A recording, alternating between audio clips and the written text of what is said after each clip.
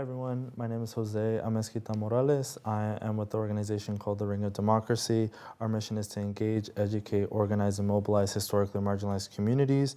And our focus today is to bolster civic engagement. So in all communities by having these educational, nonpartisan conversations with people running for office in the region. So today we have Eleanor Sanchez, who's running for Washington Unified School District Area 4 in West Sacramento. But thank you so much for coming. Oh, thanks for having me.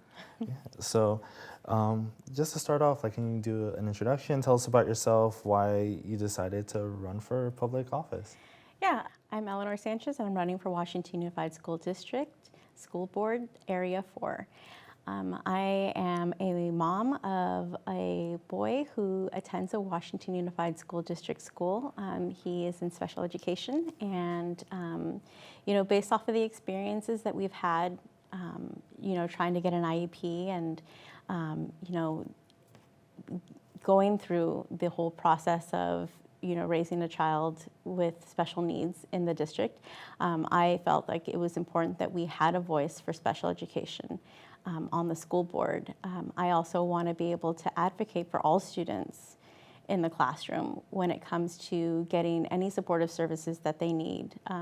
Every child learns differently, and I want to be able to be that voice to address the needs of our students. I want to be able to ensure that they have quality education, after school care, enrichment programs to help, bridge any gaps, tutoring services so that they are able to fulfill their educational needs. I would also like to build a great communication and relationship with our teachers and our classified staff and our unions. I think it's really important to be able to communicate and have an open door for our community to come and talk to me with any concerns and needs that they have when it comes to our school district, especially parents and teachers. I think it's really important to have that communication. I will be a school board member that will attend every meeting, special meetings, that will not just be a school board member that attends meetings, but will be out in the community, in the schools, volunteering and being able to, get to know our school communities and our teachers and staff. I want to be a board member that is going to be involved and that will be able to make that relationship so that way you have the faith in me to be able to make decisions for our children and our school community. I love that, because one thing we see a lot of times is people, instead of wanting to buckle down and wanting to fight back for those resources, people decide to get up and go somewhere else where they are, so I love that you're actually in the district, know what's going on the ground. So yeah, you said your son's in the school district. Did you always see yourself running for school board, or is this just something that came out of the blue, or got recommended to do, or did you get recruited? We hear all kinds of stories. Yeah. So I thought about running for school board when we encountered some issues in his at his school. He was physically restrained by somebody that was untrained, and it left bruises on him. And that's when I was like, oh no, we need to get training for our teachers and our staff. Especially for students with disabilities. He's on the autism spectrum. He's high functioning, but sometimes when you get overstimulated, and this was right after students came back from COVID, that's when I was like, no, there's a problem and we need to fix it. That's just one of the biggest reasons why I wanted to run. And I know that I've had, other school board members reach out to me and say, you would be great. You've got that experience for special education. That's something that we don't have on the school board. So I was like, okay, well, let's do it. So I'm running. I love that. So yeah, like you mentioned, that's one thing, special education isn't represented on the school board. Is that one of the most critical issues that's facing the school district, or do you see other ones while you're talking to voters about the school district that might also need some more urgent attention? I think that's one of the biggest deficits that we have. When I've spoken to educators, that services for special education and support in the classroom as well. But I mean, there's other issues that we have facing our district. We have, social emotional learning is a big thing that's starting to happen, and mental health awareness and issues. In my classroom, a lot of our students have been facing a lot of mental health issues, anxiety, stress. So a lot of them are trying to work. Some of them have families already. And so I think being able to address that and, trying to find resources for our students, in Washington Unified School District as well to help, alleviate that stress and anxiety so that they can be able to have a quality education and to be able to, achieve a higher education for college or the trades or whatever they feel that, suits them. So, that's something I also want to address as well. I really appreciate you bringing that up, because one thing I've noticed also as a student during the pandemic was like a lot of that isolation led to a lot of mental health issues, a lot of barriers. Like I also have a sister that had just started high school and was in the middle of a pandemic, Yeah. So what are your goals to like kind of address a lot of the aftermath of the pandemic? Like literacy levels and math levels have dropped, and it's just like a major thing that like parents are concerned about. Like how do you plan on addressing those concerns, and what kind of programs are you looking to implement to help bring people back and come back from that deficit?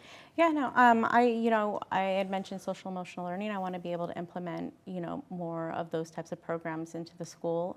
I know for at least, the elementary and high school enrichment, after school enrichment programs would be beneficial as well. I'm also a flag football basketball coach for my school and student council advisor. And so I think that those types of programs, sports programs, would also help for our students. Esports is a big thing. I know we had it one year at my son's school and he loved it, but unfortunately, we didn't have enough participation and funding, and so they took that out. But I think that's, something that we can put into our school for students who, are tech savvy or into video games. We can also expand on computer programming, stuff like that. So I think that, we can bring those programs in and help, our students that way as well. I really appreciate you saying that, because growing up as a kid who had to go to after school programs, had to rely on those safety nets because my parents were working late, couldn't pick me up right away. Like those are really crucial and people forget that. But like in the world of like budget deficits, budget cuts, like how do you plan on prioritizing those issues, making sure that the funding is there for those programs? Because like you said, like it's like easy pickings for a lot of like the decision makers, because money is limited sometimes and they have to make tough decisions. Like how do you plan to prioritize that?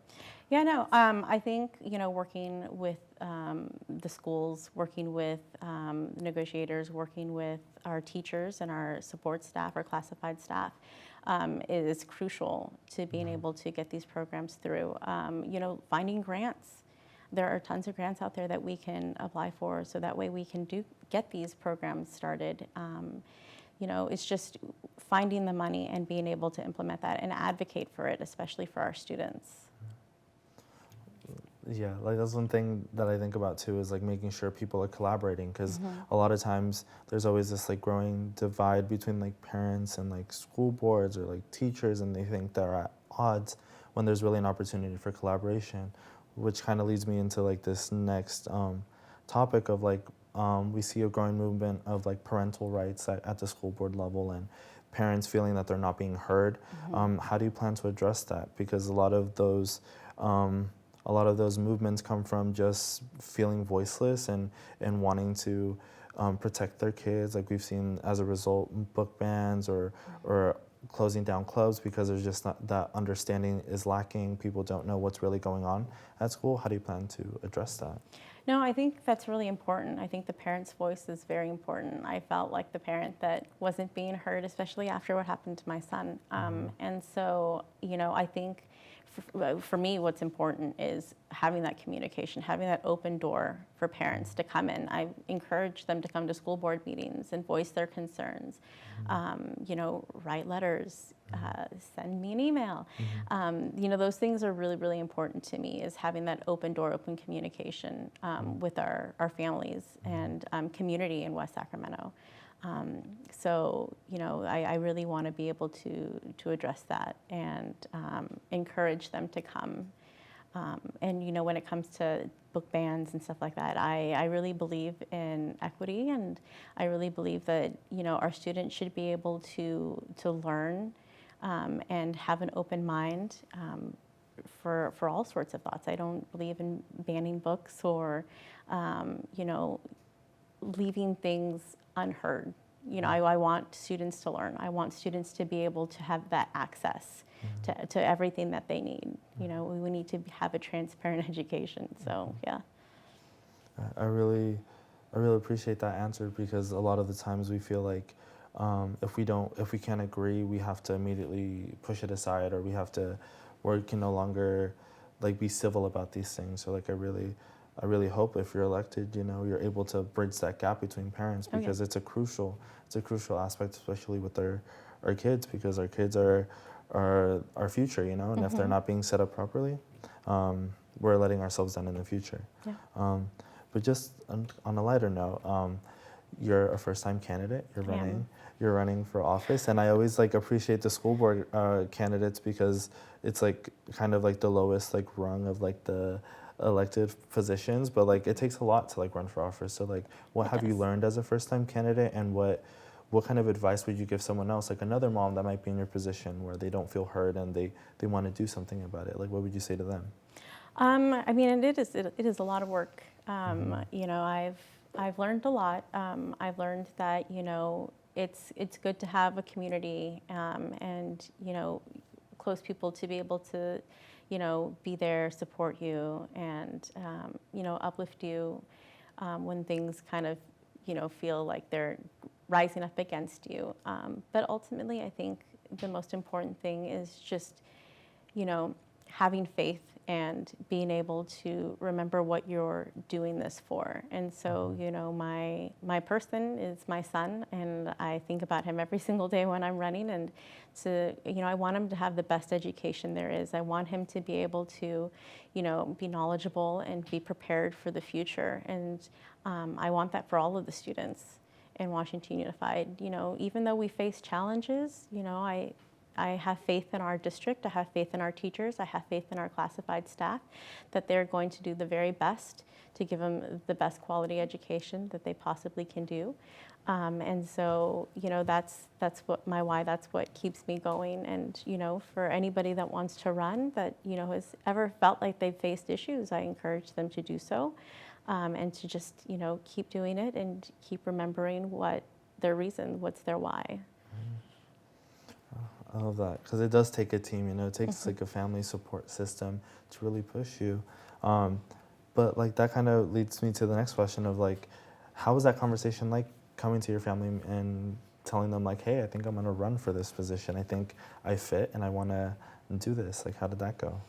I had a lot of, positive feedback from my family. They just wanted to make sure, hey, all the work that's going to go into it, and, a lot of the sacrifice, blood, sweat, and tears, and everything. But they've been, 100% behind me and, uplifting and supportive. So I'm really grateful that I have that. My mom's been, one of my biggest supporters my entire life, and she's been right behind me the entire time too. Whenever I feel defeated, she uplifts me. So it's been really great. I love that, because I'm very big on family, and if the family's not on board, I'm not doing it. So yeah. So I definitely love that answer. And then kind of maybe a little bit more, since you're actively campaigning right now, knocking on doors. What are some of the conversations you're having? How can people get to know more about you in that way? You might show up at their door asking for their vote, but yeah, like what kind of conversations are you having? How do you encourage people to have more conversation with you? Yeah, no. So I've been, knocking on doors. I've had a lot of positive feedback. A lot of their children go to the same school as my son, and so we talk about what's been going on, things that have been positive, things that they feel they want to be heard on, or fixed in the school. I know right now our school is, their playground is being rebuilt right now. So that's kind of the big thing, because it's happening during school hours. It's just being able to communicate with them and to listen. And they appreciate that I'm listening. They feel that they haven't had that opportunity for their representative to hear them out. So they appreciate that, and they really admire that somebody is actually coming to their door to listen to them.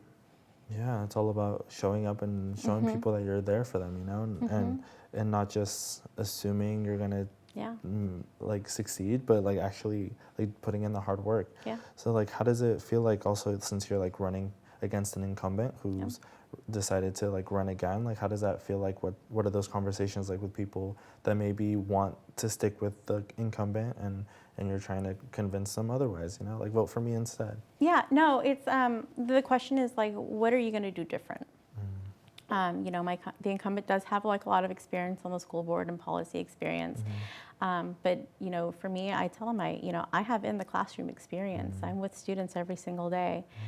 So I know what's going on. I know, personal stories about, what they need, students need. And, that's what I can bring to the school board is, that perspective, especially special education's perspective. My opponent doesn't have that. And she isn't in the school, in the school classroom right now, which I feel like is important to have, especially, coming out of the pandemic and, having those residual effects of what happened in the pandemic, with social, emotional issues and, mental health, struggles that they're going through. So, I feel like I'm able to bring that to the table. And that's what I tell constituents that I meet with, that's the biggest difference, is that I'm in the classroom and I know what's going on with the teachers and staff and what they need. I love that so much. I really leave like these conversations with school board candidates like feeling so energized, because like it's all about, like we talk about democracy, and it's about like the people, like everyday people can run for these positions. And that's one thing we want to like demystify. It's like, this isn't just some like decided thing. Like it takes like real people to not put their lives, but like say like, hey, I want to run for this. I want to make an impact. I have ideas that would definitely benefit the greater society. So thank you so much for sitting down with us. And thanks for having me. really appreciate the conversation, and good luck on your race, like Washington Unified School District Area 4. But thank you so much. Thank you.